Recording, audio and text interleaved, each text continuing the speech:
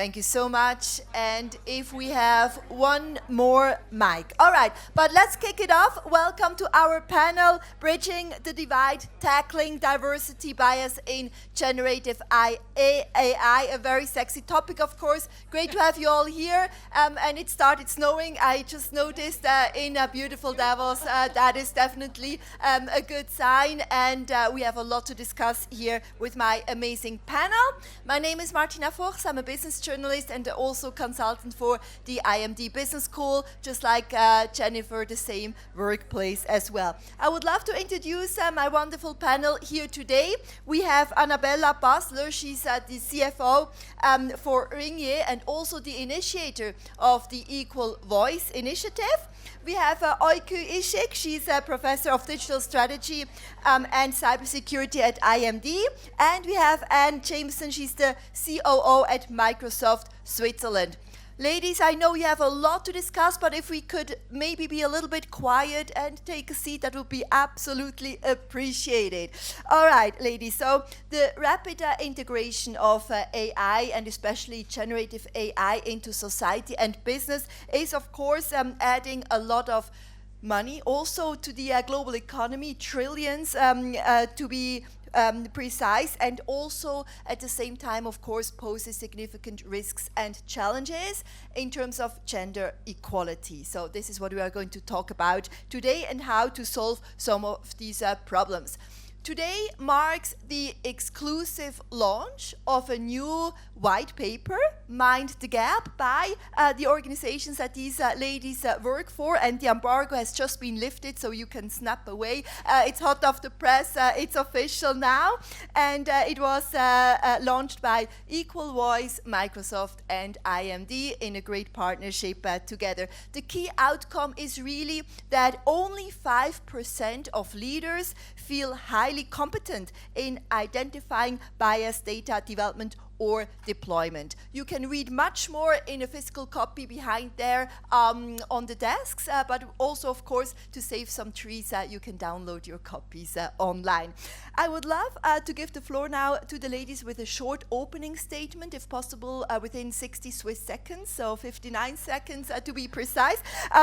Oiki, would you like to take it away, first of all? Of course, thank you, Martin. And hi, everyone. Good morning. It's a pleasure to be here, and what an inspiring set of panels. Even the previous panel was talking about data, the importance of data and bias in society, and I guess it's a nice common point to connect from there and say that bias that my colleague Jennifer and the other brilliant panelists talks about does seep into the data, into the training data that AI is trained on. And of course, that's a little bit the purpose of our white paper, but I also think that we are so lucky. We are going through an amazing time to witness the developments in AI and how amazing stuff can get done by that, but at the same time, I guess we have to push for responsible innovation and responsible AI.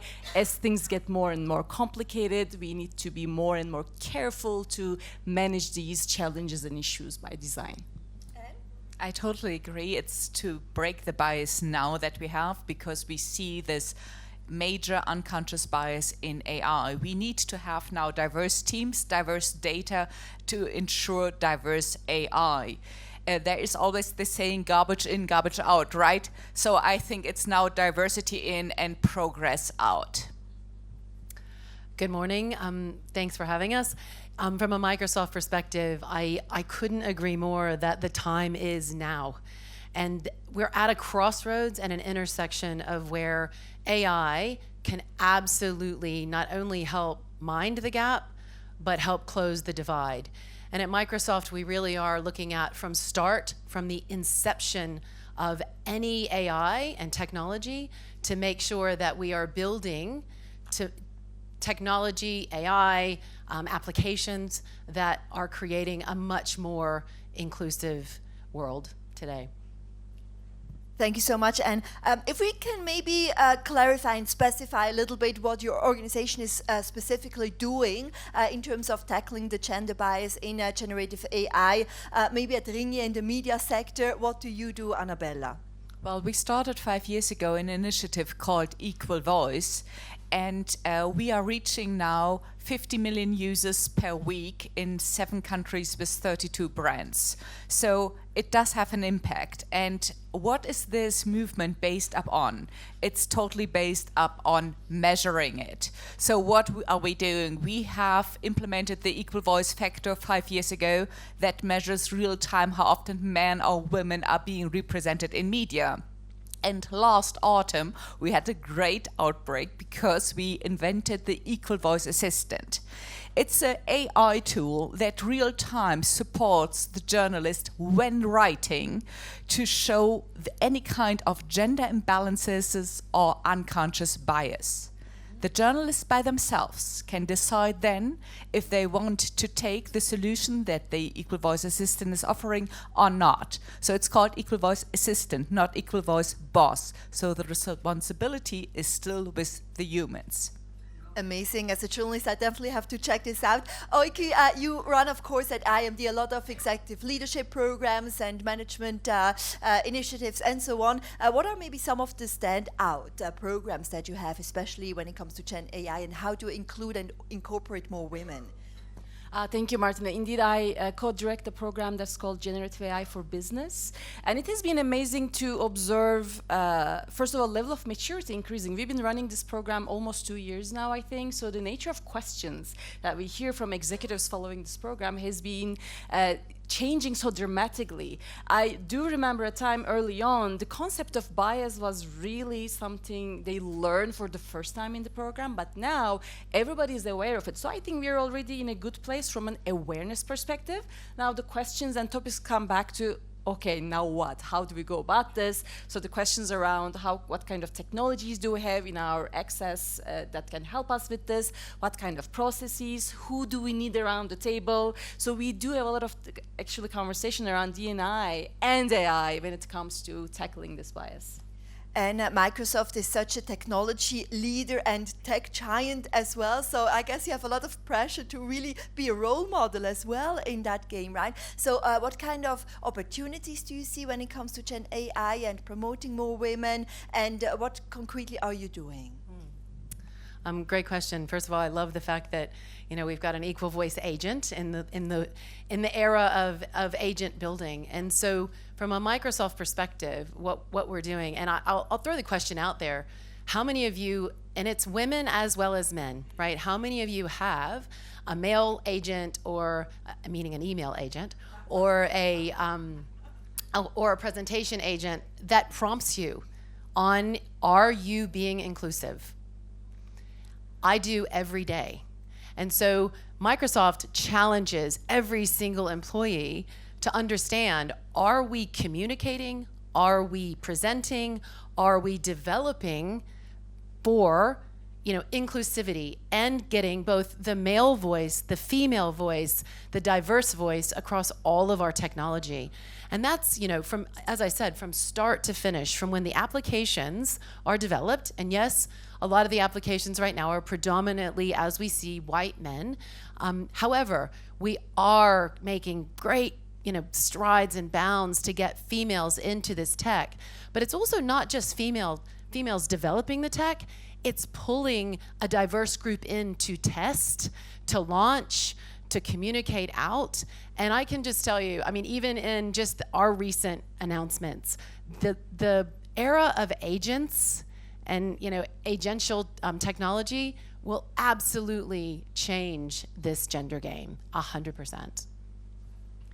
Thank you for all the great inputs already. Now, if we come back to the white paper, I mentioned the key figure there, 5% of leaders feel highly competent in identifying bias, data development and deployment as well. Now, we have a lot of business leaders here in the room, of course. What kind of advice do you have? How should they mitigate some of these challenges? What kind of measures should they take, maybe from the media perspective? Ringier, first of all, you're such a big media house and a role model for many as well. Let's start it with the lens of a CFO, because I'm the CFO of Ringier and I love numbers. So 72 executives are concerned. This was one result of the study. But now comes something that is worrying me. Only 10 to 15 are willing to act. So we have to shape the future that everybody is willing to act and sees it not as a nice to have, but in a necessity. So this is what the numbers speak. Well, I think what's really important, we had all this discussion several years ago, is unconscious bias training necessary or not? And is it efficient or not? And I think our study shows as well, yes, it is efficient because, next number now, 40% of executives felt competent in identifying biases versus only 32 that have not completed the course. So I think this is one number more shows that unconscious bias trainings are still have their values and should not be stopped. The other thing that is really important is audit always the results. I think this is something really important. We at Ringier, we do this. I have talked about the equal voice assistant, but we ensure as well that the equal voice mindset is integrated not only in the AI or a framework that we have defined when we started working with AI in our company, but as well that now in all the trainings, the equal voice perspective is integrated. I think this is really important. And at Microsoft, you have 6 core principles when it comes to responsible AI. Maybe you can talk about some of them in a moment, and also develop new strategies to really make sure that AI is ethical and beneficial to society. In this regard, what are some of the key focus areas and priorities now for 2025? Good question. So without going in and boring the audience necessarily with every single principle, I would say it's pretty at a high level, right? Map it. First of all, it's awareness. It's people are afraid of AI at points. I can tell you I have been. In my position, it scares me how fast it's moving and what it can do. But it's incumbent on every organization to understand how to, map your risks in AI, how to measure, where those risks are on priorities within the company, how to manage them going forward, and more importantly, how to govern them. In any company, and Microsoft really focuses on making sure that we've got a secure platform that can help companies govern what we call responsible AI. How many of you have ever gone through a responsible AI governance process or a responsible AI mapping? It's just important that as companies and citizen developers, and each one of you has the power to create an agent to help you be more productive in life, whether it's your chief home officer or you are running a company, and anywhere in between. It's important and it's incumbent on all of us to understand what a responsible AI assessment looks like, to not be afraid of it, to ask the right questions, and then again, to continue to build on this awareness around how we can continue to train AI. So that's what Microsoft is doing, not just in Switzerland, but globally, making sure organizations and companies are able to, understand responsible AI principles and build that way. Annabella previously mentioned that only 10 to 15% are actually willing or able to act on that challenge of tackling diversity in Gen AI. Oiki, what kind of investments, workforce, employment resources would be needed to really make sure that we, combat this problem? I think I just want to echo, and I love the emphasis on one, awareness or training, right? And governance processes. So we talk about a technology or seemingly a technology challenge, but the solution requires people, technology, and processes in organizations, right? We cannot just address this by just technology, because it just touches so many different parts of the organization. And the best thing to do is, how we say, shift it to left, right? We don't want to have a product and deal with the issues after we deploy the product. We want to have early on training of our AI experts, our practitioners. We have maybe an AI steering committee in the organization to talk about this at the very high level and make sure everything we're doing is connected to the values of our organization, to make sure that we have equal voice represented, right? So the investments do come with technology, such as tools that Microsoft offers, but also investments needs to come in thinking about what kind of skills do I need in the organization? Who does AI governance, right? I do need technical skills.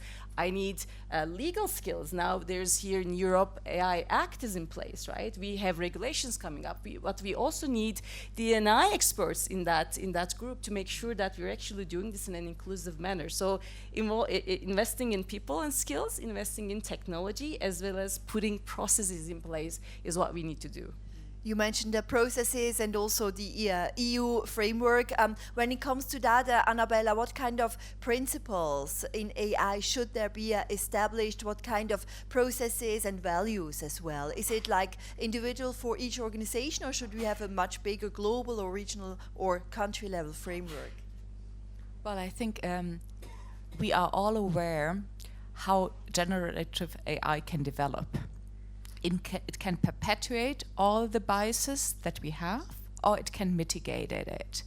So I think we definitely should have an ethical discussion about this, and the more global it can be, the better. Especially here at WEF, we still have 1.5 days or 2 days to go, so let's make sure that we work on that front as well. And how should human-centric values, from your opinion at Microsoft, be integrated in that? How much should come from machines? You know, how much, what's the balance? Is there a good balance, 50-50 to strike? 50-50. I'm going to take this in two examples, right?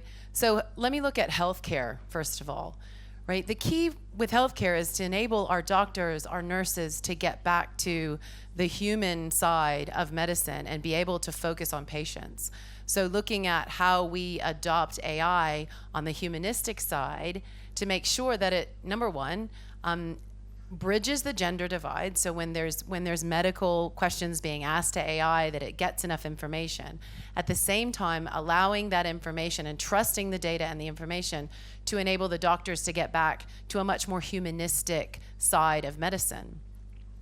Let me also go to the financial services sector, right? We've got, one of the major world banks that has 50,000 co-pilots, agents, helping them to really focus on impact in their work versus really focusing on the regulations and what the contracts are saying. So we're allowing AI and teaching AI how to do that on a global scale, and then allowing the financial industry, again, to get back to the more humanistic side of, what is in banking, what helps you, what's going to help corporations go forward.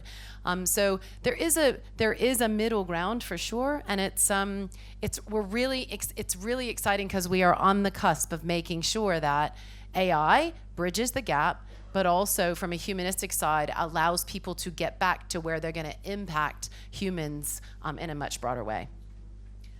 Oike, how do you think, if you do a little forecast here with us, how will organizational accountability and awareness develop from here? Thank you for asking me that, Martina, because actually currently my research is looking into how do organizations operationalize the principles they publish on their websites, right? There's a term for it, AI washing now. So it's very easy to promise, oh yes, we're going to do responsible AI, but how do I actually operationalize this? And as a part of that, I did a global survey with AI practitioners, so the AI engineers and data scientists in your organizations, and the results come back saying that psychological safety of these experts in feeling comfortable bringing up an issue when they see one is super important. Existence of an AI governance framework that we just talked about makes them feel more accountable, and thus leads them to being able to talk out more about this. So we know that this is not just a top management issue, but really bringing the experts and everybody else in the organization on board is super important. So going forward, I think really making this an organization-wide initiative and not something that just sits with your legal department, which is now where it starts from, or just within your data science department is just not going to be enough. It has to be a cross-functional initiative, I think. The topic of this year's WEF is a collaboration for the intelligent age, and you have showcased a collaboration partnership with this white paper between Ringier and IMD and Microsoft as well. What type of public-private partnership is needed now to move really the needle and push the envelope forward? Great question. First of all, it's been a privilege to work on this with IMD and Equal Voice and Ringier from a Microsoft perspective. So what's needed going forward? I would say we've got to continue to push the awareness of AI, what it can do, how it can bring, a better collaboration. And I would also say from the previous point, using AI to help, alleviate or bridge the gap or, close the divide on gender bias, because AI can help us do that. It really can. So it is about just continuing to collaborate, continuing to ask the questions. Don't be afraid. AI it's big, it's here, it's staying, it's revolutionizing how we go forward in the world. But I would just say, just ask and be open and aware of, the change that it can help provide. Let's make the numbers speak, because this definitely rationalized the whole debate. And that's why, thanks to my partners, it was so good to have this collaboration, because I'm totally convinced that it needs this critical interfaces with media, academia, data, tech, and great enterprises in order to really make the change now happen. Oiku, last but not least. Yes, I can only echo that it was indeed an amazing collaboration to work on this, and very quickly to highlight that there's a big growing voice around ethical AI, AI governance, research stream out there, and guess whose voice is dominant in this research stream? Women. It's really women leading responsible AI discussions, so maybe we need also more diversity there to keep pushing the voice over there and make it a part of our AI initiatives in the organizations for default. We have 1 Swiss minute to go, so just a closing statement now. Maybe, Anne, starting with you, what is your wish? What do you want to achieve when it comes to Gen AI and gender equality this year? I'm with Annabella. I think we've got to let the numbers speak.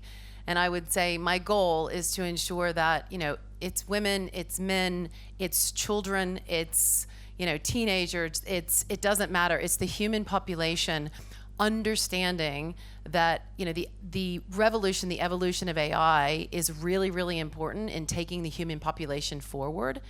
And it also, I just let the numbers speak, and I hope that the next white paper that we do, it's not mind the gap, it's we've closed the divide.